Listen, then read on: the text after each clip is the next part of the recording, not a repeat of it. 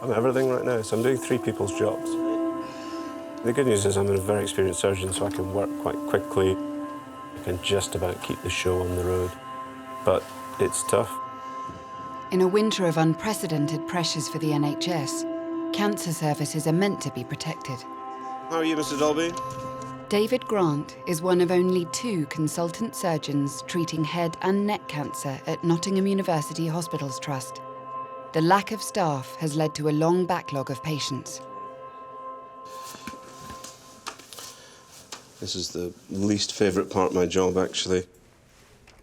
So, 500 unread emails. Are there discrepancies between your service and maybe other services? Yeah, I can't speak for the other specialties. I have no idea what goes on in them. But I think we are grossly understaffed and under-resourced. There's absolutely no doubt about that. From every area, from the way we run in clinic, the administrative support. I can't even get a computer that works in my operating room. You know, National Football League in America, breast cancer, everyone's wearing pink socks, pink this, pink that. People run half marathons for children's cancer. They run half marathons for breast cancer. I've never seen someone run a half marathon or a marathon for somebody with head and neck cancer. The NHS holds trusts to account over their performance in cancer care. Sarah sent me these figures. Yeah. So can we just go through? We've got 2 or 3 late ones that have come from other places. We got one day 42. We didn't know about those coming in. Patients are supposed to be treated within 62 days of being referred to hospital. We've got a very complicated one that came through on day 62, I think it was. So I think that's probably worsened the position a bit. What do you think of the targets for cancer and the way in which it measures performance? For cancer in particular, it's such a difficult thing to hit. There's so many different little things that can trip you up. He's now been reviewed at the MDT on the 11th, and they don't think surgery's right for him. They don't think he'll actually be any good. So I don't know, can we make any sort of adjustment on that? I think you run the risks of managing to a target and not managing the patient. Thank you very much. All right. So how's the trust doing with regards to the wait for head and neck patients? The last 3 months, we've had relative success, so achieved the target of 85%. But right now, we're doing quite poorly. Mainly because we are heavily reliant on a very limited number of doctors. So in ENT it's 2, and one of them was on leave for a month, which he needed to take because he was absolutely exhausted and been doing the job of 2 people. But It does leave us with a problem. Mr. Dolby. hello, Mr. Grant, how are you? Just peachy. How are you doing? David Grant is being briefed on his surgical list. Come on in. Hello. So who does David need to do? Okay. So the ones that are highlighted are the ones that Julian... 1, 2, 3, 4, 5, 6, 7. Keep you busy. The ones that aren't highlighted are Julian's. Frida, she's a thigh. Yeah, we'll leave her on. One of his patients, Frida, is here to have a lump in her thyroid removed. Good morning. Hello, good morning. She's already breached the 62-day cancer treatment target by 3 days. Frida. Miss Frida is an interesting lady who's got quite an impressive mass in her thyroid that has been growing quite quickly and feels a bit hard and made me a little bit suspicious. We'll just cut through the back of here. She was supposed to be done before Christmas. I didn't have time to do her, unfortunately. She was prioritised, I guess, lower. She's got the emotional angst of having to wait, and that's probably the thing I care most about. Frida had a previous operation to remove a tumour in her kidney in 2001. However, it's unclear whether the lump in her thyroid is cancerous. I'll just let the nurses know that you're here, OK? Yeah. I went to the doctors because of swelling in the throat, and she put me on a 2-week list. And that's when I saw Mr. Grant, and he said it would be better if it was operated on. So it's all been happening since November. Miss Frida, how are you? I'm so sorry for your wait. I was hoping you'd be done and dusted by now. That's fine. Are you okay? Yes. All right. November, December, January. It's 3 months, and it's no good getting all worked up about anything, really.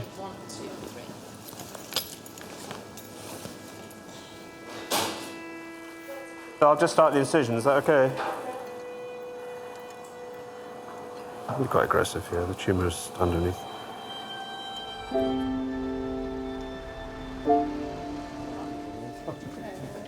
Hi, Princess, how are you? Bit croaky. How's your voice? Give me a little cough, would you? Good, yeah, she's got a cough. It went really well. The nerve to your voice box is intact. If you're doing just super, we'll take the drain out and get you home, and I'll see you a week on Wednesday. You're very good. All right, thank you. I'll see you tomorrow.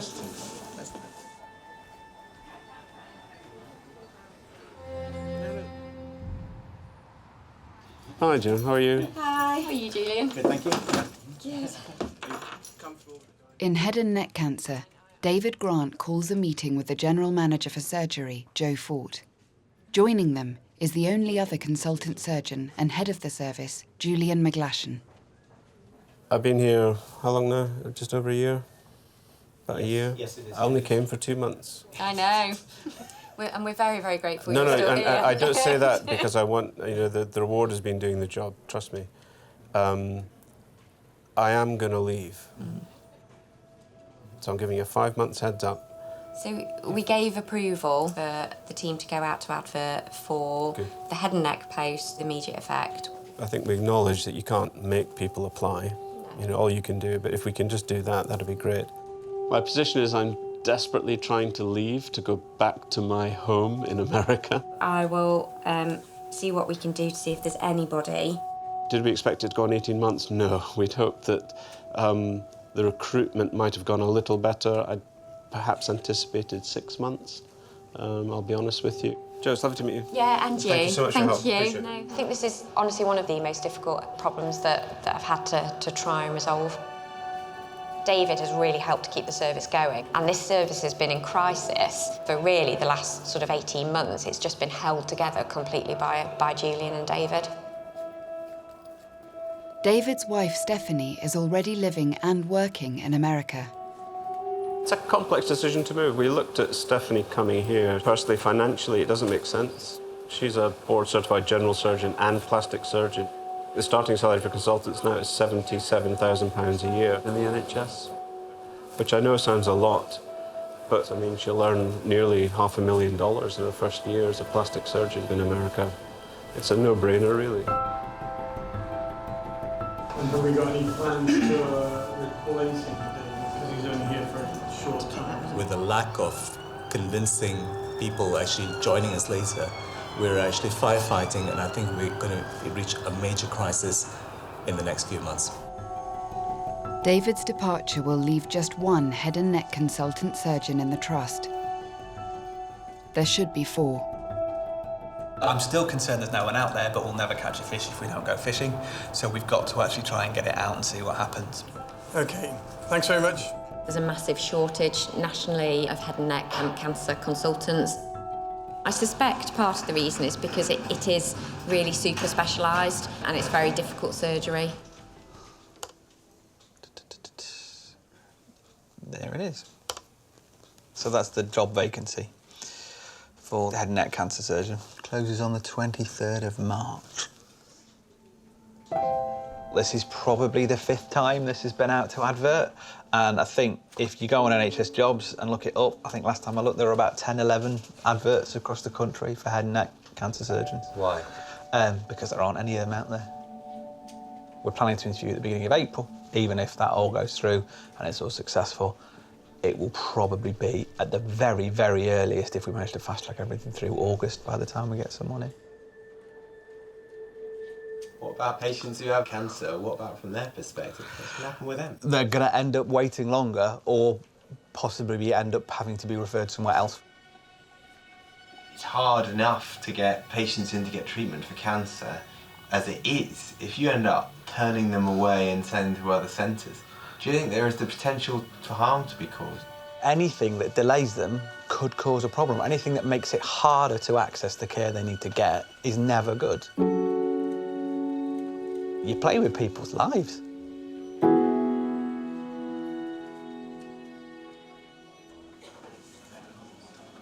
Just relax, chin down, and just breathe gently through your nose. So we're just checking your vocal cord function at the moment. 2 weeks after her operation, Frida returns to the head and neck clinic. The portion of her thyroid gland that was removed has been tested for cancer. And say 66. 66. That's perfect. Everything's working beautifully. All right. How's your voice been since the surgery? What's changed? Okay. Right. Mixed news. All right. The first news is there is a cancer there. So one's instincts were correct. This may be something called a parathyroid carcinoma, or maybe even a renal cell carcinoma. And I remember that you told me that you'd had a kidney out in the past. Yes. Can you remember off the top of your head what the histology or the tumour was that they took out? Not at all. Okay. Good news is you're cancer-free in that area right now. And we're just doing belts and braces. And I think what we'll do is we'll order a series of scans, and I'll scan you top to toe. So neck, chest, abdomen, pelvis. Yeah. Ultimately, if we can find no evidence of cancer anywhere else in your body, then life will just go on. Yeah. It's lovely to see you. You've been wonderful. I really appreciate it. Thank you. That's it. All right. Her renal cancer could have come back and given birth to a metastasis which is presented as a thyroid mass. So part of our workup now, or further investigation, will be to look at her kidney and make sure it doesn't have another tumour. Did you understand what Mr. Grant said? Yes, I think so. Is the fact that it took over 2 months from referral to treatment, could anything have been done sooner and care been better? Has she suffered emotionally? Well, we could assume yes, because there has been a delay. And if it was my mum, how would I feel? Now, if my mum told me the story of her treatment to me, I'd probably be, you know, a little angry. Has she suffered as a result of the cancer staying in her body longer? I guess we'll not know that, and actually would never be able to prove that. Okay, that's lovely. Thank you very much. It comes round to that. I don't know what else more we can do. Good. It's just a consequence of us being, you know, so many people down, you know, the lack of personnel to do the job, really.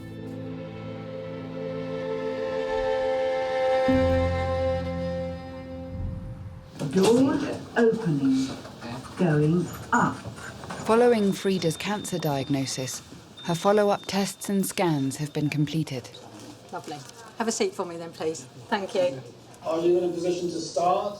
Yeah, so Miss Frida, she's a 75-year-old lady, performance status 0, fit and well, with a past medical history of a renal cell carcinoma, treated in 2001.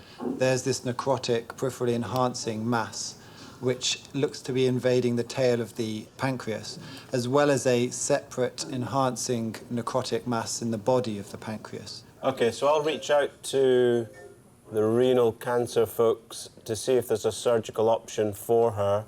I know that would be first line, radiation probably not, chemo not. It would be targeted, wouldn't it, Abby? Yeah, it would be TKIs. Okay, interesting case. Thank you very much. Thank you. Appreciate it. Thanks, Andrew.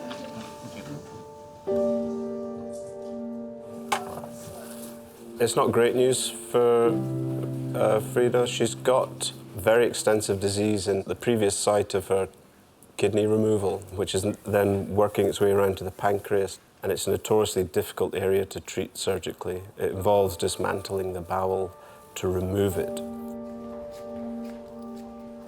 Looking at that scan, I mean, I imagine that tumour has been in the kidney space for a while, and that really the thyroid was just the icing on the cake and just helped us detect it. The landscape just flips on the one CT report. Even right now, I don't know what I'm going to say. I don't know what the right words are. It's difficult. Hello, Frida. How are you? What a lovely smile. You're so smart as well. It's all scruffy. How are you, Miss? Come and have a seat. Okay, Frida, I'll get right to it. What did you find? The scan has shown that the cancer has come back where your kidney was. Has it? So, what's the procedure? I'm really sorry. It's also shown that in addition to the thyroid, where we saw the tumour first of all, the space that was left behind when they removed your kidney on the left has got tumour in it now. That's it. It's creeping around the back, your back, and into your pancreas. And there's another tumour in the head of your pancreas.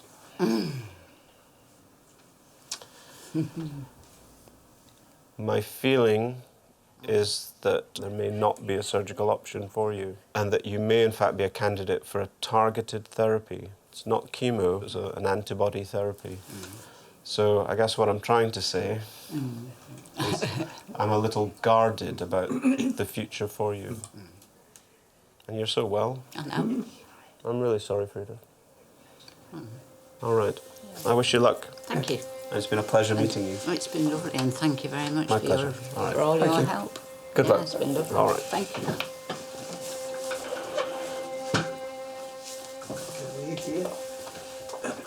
Thanks, Ben. My pleasure, Frida. You take care.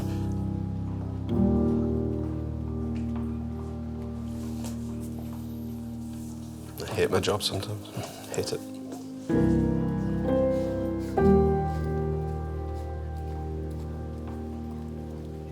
What we can hope and keep our fingers crossed for is that she has a good response to this targeted therapy. And there's good evidence that even given her age and the extent of the tumour, she may get several good years of life yet. We have lived our lives. We've done everything that we've wanted to do. We went to all the different parts of the world that you can think of. That we carry on as best I can. Yeah, I'm feeling all right, so I shall carry on.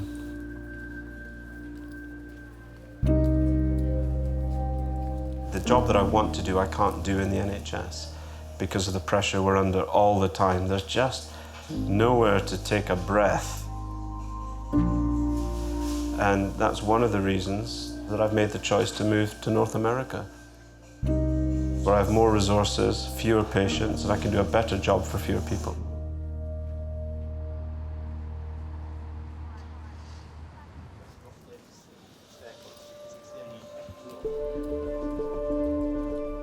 The hospital's management is becoming increasingly concerned about staff shortages in the head and neck cancer service. This evening's meeting is really important because it has huge implications for what we do with the service. Essentially, when David leaves, there's me doing the head and neck work, and it's not going to be possible to continue as we are.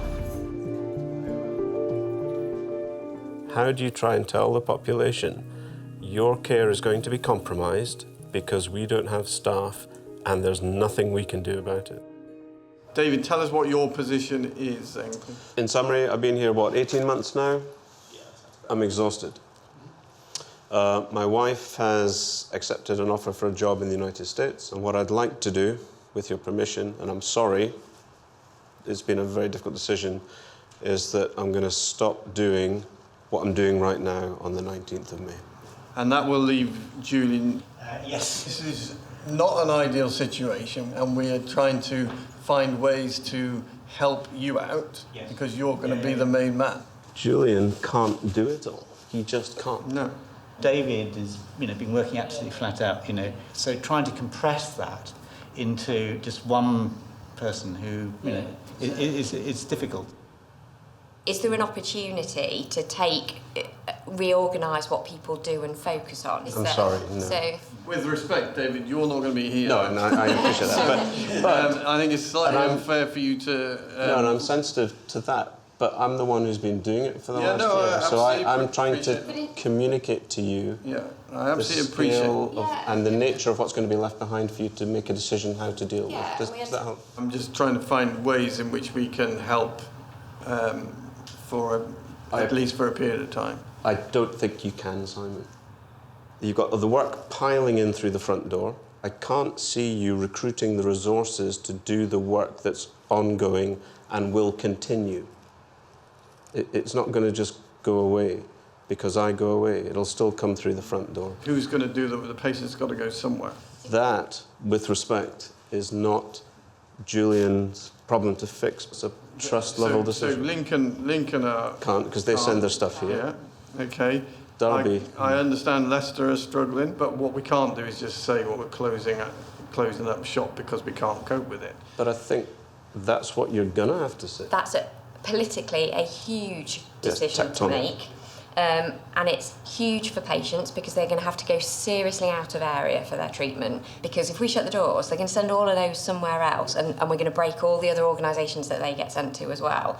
What we need to do is to pull together the problem, document what the issue is, document what the options are, which are pretty limited, and then get specialised commissioners to come back in and meet with us to work through how we're going to handle this problem and how we're going to manage the risk. If we're going to close the door, the decision's got to be made sooner rather than later, because we've actually got to stop what's coming in. But that has to be done at commissioner level. If you keep the factory rolling, it will produce work that you won't be able to deal with.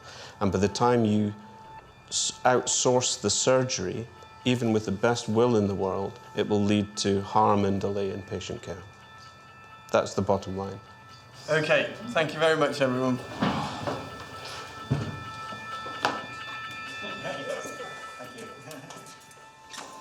How serious could this be? It could be very serious. I know in my own practice, sometimes a delay in getting somebody into the operating room can be the difference between life and death. And I tell you, it stings when that happens. How do you feel about the fact that the hospital has been put in this position? I wish I could change it.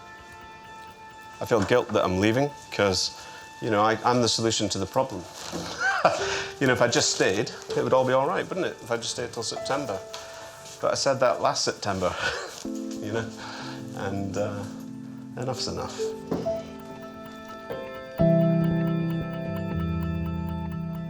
At the end of the day, you have to love what I do, and we love it. It's got to the point where that love is just not enough right now. You ready? Morning. Head and neck surgeon David Grant is about to operate on a patient whose first appointment was over 10 months ago. She's here, so that's good. I think she's going to need the support of her husband coming to theatre as well, so he can come up to reception with her. She's got a really impressive daily male-sized parotid. You'll not see another one for another decade. She'll have a degree of redundant skin at the end, so I'll probably do a facelift type procedure, so she might get a little bit of extra there. Hi again. Hi. Lovely to see you again. How are you? Okay. I want to go home. I'm just supposed to run out. I know. Rita, a very interesting lady. She's lived with a parotid mass, which is a salivary gland tumour, for quite a while now. So the plan today will be to try and get this thing off her face. It has been stressful, hasn't it, for a long while. I've not been out of the house all them years. Thrown at the deep end, having to come here. You'll be all right. It's still frightening, though. I know it is. She has agoraphobia, so she doesn't like crowds and open spaces. She's housebound most of the time. Would you like him to come down to theatre reception with you? David said he can hold my hand. Yes, absolutely. I'd like him That's to do fine. that. That's fine. Well, if you want, whatever you need to do to get through this, that's absolutely fine. Thank you. Okay. Do the targets take into account her other needs as well as the surgery? None, no. The target relates to her treatment in and of itself. So the surgical date, the procedure. And then, you know, I must have got half a dozen emails about Rita saying she's going to breach. Well, she was going to breach because she made choices that said she didn't want to come and have treatment. And it's no one's fault, but you could almost see the system going, oh, does not compute, does not compute. She's on the target, she's got to be treated. And it's, no, she needs just patience. Morning, how are you all? Right, I'm just going to make a little mark on your neck. Tony's going to do a bit of admin, and then we'll get you through, and the process will start, OK? All right. We'll do a great job for you, promise. It's really changed shape since I saw her. It's developed a peak on it, which indicates a more rapid growth pattern. So probably a good idea we managed to persuade her to have surgery. So I'm just going to start by giving you some oxygen to breathe. Right. Are you comfortable? Mm-hmm. I'm doing really, really well. Can you open your eyes for me? Just fast asleep, thank you. We'll look after it for you, all right, sir? Promise.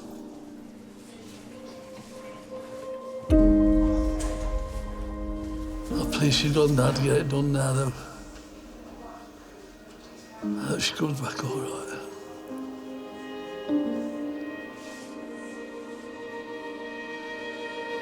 All right. I want to move on to performance. The cancer backlog has gone up.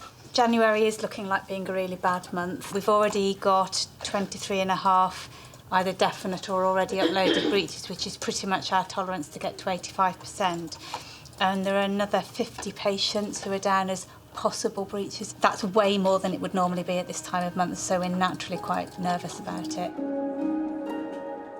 The 62-day target for cancer treatment is one of the key measures by which all NHS trusts are judged.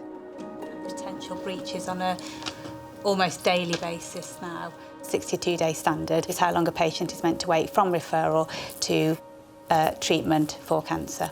The NHS stipulates that trusts must meet this standard for 85% of cancer patients. It seems to have happened more recently. Falling short of NHS targets can lead to hospitals losing millions of pounds of government funding. Why is it 62 days? I don't know. That's a decision that would have been made by the Department of Health at some point in the past. So I'm sure there is clinical rationale as to why outcomes are improved if patients are seen within a particular time period. But obviously any actual target is slightly arbitrary, and I'm sure within individual tumour sites there's probably clinical evidence to say that some waits should be shorter longer, but all trusts nationally are held to account for a 62-day standard. My ask really is that every divisional team review their cancer position urgently. I try not to be over dramatic about it, but I'm getting worried now at the slippage we're seeing, so I just want to get that really across. Happening.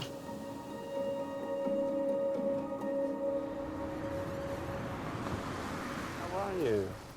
Oh. We'll have to drug you more often. Hey? It went just great. But you were ever so brave, and thank you for doing that. I mean, and you were just good as gold, no fuss at all. I just wanted it out the way. Yeah. Surgery went really well. You look about 10 years younger. Can we get you anything at the moment? Anything you need? Yeah. Large brandy. A large brandy? We'll leave you in peace then, all right? We'll see you in the morning. Okay. Yeah, have a look. Just breaks your heart, doesn't it? Just, you know, have that for a year and, you know, avoid doing something about it, and then that's just nice, isn't it?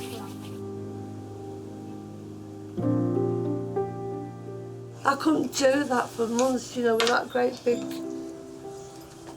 Oh, it's nice to look in the mirror and not see a freak. Does it work, the pathway? Does it work as a concept, do you think? Yes. Targets focus people's minds. In my time in the NHS, waits for patients, whether it be for cancer or for 18 weeks for routine electives or for 4 hours in ED, are hugely better.